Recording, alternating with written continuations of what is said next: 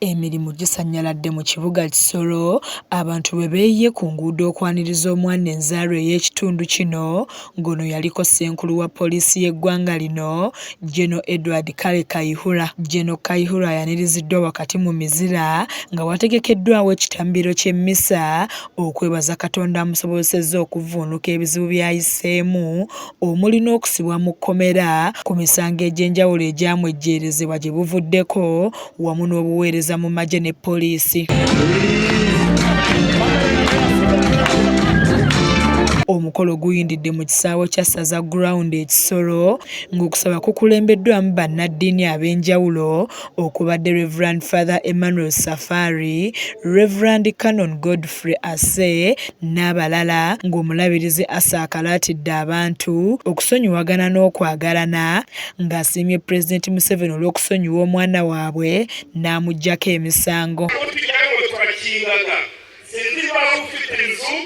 Yakingagayo abashobola atashobora kumenya ariko Imana yakurinze kuri hano.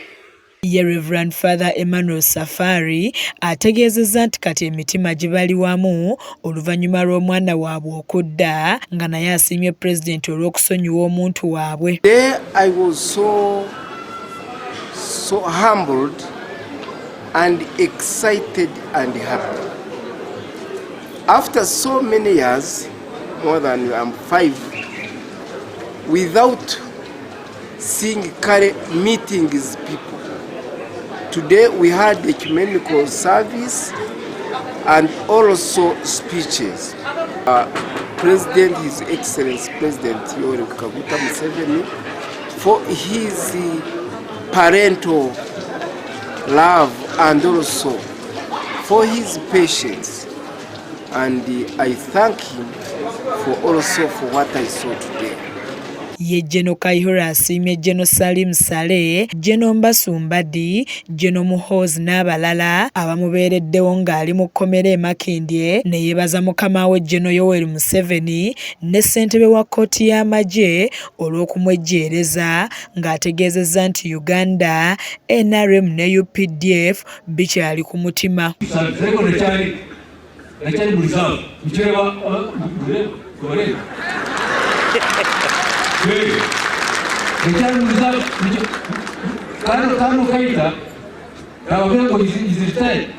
Ssentebe wa disitulikiti y'e Kisoro ategeezezza nti okusibwa kwa Gen. Kaihura kwamukuba wala nnyo n'atuuka n'okukulemberamu abantu okulaga obutali bumativu bwabwe, kyokka alaze okunyolwa olw'entalo z'ebyobufuzi n'enjawukana ebyeyongera mu disitulikiti y'e Kisoro. Waliwo abantu etuwulira nti omusajja Gen. Kaihura bamukutte, nebuuza kati bamukwatidde ki ate nga tetunamala bbanga ddene nga bavudde eno ne mukama we nga bali mu kucakala naffe nga tusanyuse, nga netulowooza nti yakijeesi yakijaasi tetukimanyi naye. Abantu ab'enjawulo boogedde ku ngeri gye bawuliramu oluvannyuma lw'okuwulira nti Gen. Kaihura ayimbuddwa. Very happy and excited because of seeing our dear old, our parent, our hero, Gen. Kale Kaihura, back home.